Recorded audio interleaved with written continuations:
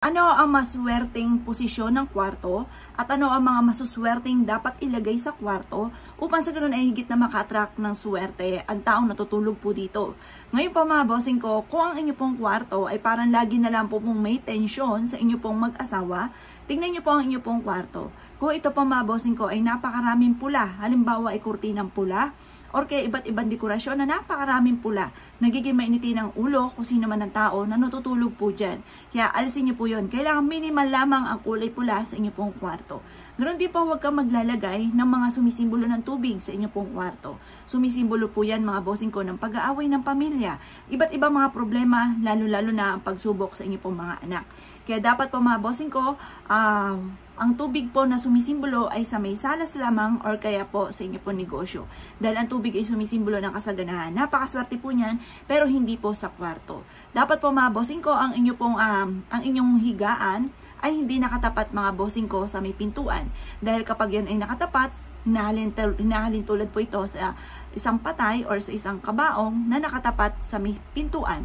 Ngayon pa mga bossing ko, hindi po maganda po yan. At yan po mga bossing ko, magiging sakitin din kung sino man ang tao na natutulog po dyan. Kaya dapat po, yan po ay nakatapat sa mismong pader, pero hindi po nakatapat mapapintuan ng sa labas or mapapintuan sa CR.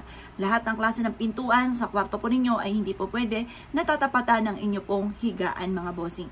Ganon din po, na wag kayong magtatapat ng inyo pong headboard sa mismong ulunan po ninyo na meron pong salamin or kaya bintana sa mismong ulunan. Yan po ay magiging sakitin po kayo. Kaya dapat ang headboard ay ang pinaka the best sa may mismong pader po na saan matibay, doon nyo po siya ilalagay, itatapat ang inyo pong ulunan upang sa ganon magkaroon ka ng malakas sa pangatawan at hindi maging sakitin. Ganon din po mga bossing ko, mas mainam na maglalagay ka halimbawa sa master bedroom sa mga mag-asawa, yung mga sumisimbolo ng for love and for happiness, kagaya ng halimbawa ay peacock, pampalakas ng karisma. Ganon din po yung mga lovebirds or kaya pa mga bossing ko yung masasayang tanawin.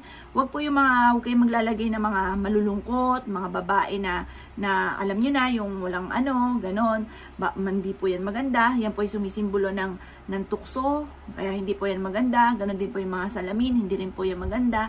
Mas mainam yung nagsumisimbolo ng for love and for happiness ang inyo pong ilalagay po dyan. Or kaya po mga bossing ko, aeroplano na lumilipad or kaya yung mga bundok, pero huwag kang maglalagay ng waterfalls. Bundok na may nakatayo na mag-asawa na nagmamahalan, yung mga ganon. Yun ang mga magaganda na ilalagay nyo sa loob ng inyo pong kwarto. At pag naman po sa mga may anak, sa mga anak naman po natin na magandang ilagay po dyan yung globe or kaya po yun nga po yung bundok na may nakataas ang kamay, ibig sabihin naging matagumpay sa buhay, or kaya po yung mga aeroplano, yung mga ganun mga bossing, dahil yan ay sumisimbolo sa pangarap. Yan po mga ilan sa mga dapat nating ilagay sa kwarto po natin at alisin po natin upang sa ganun masigit tayo na maka-attract ng swerte. Kaya huwag kayo naniniwala at naisyo po itong gawin, ay siya mga boss. Good luck po sa inyo po lahat.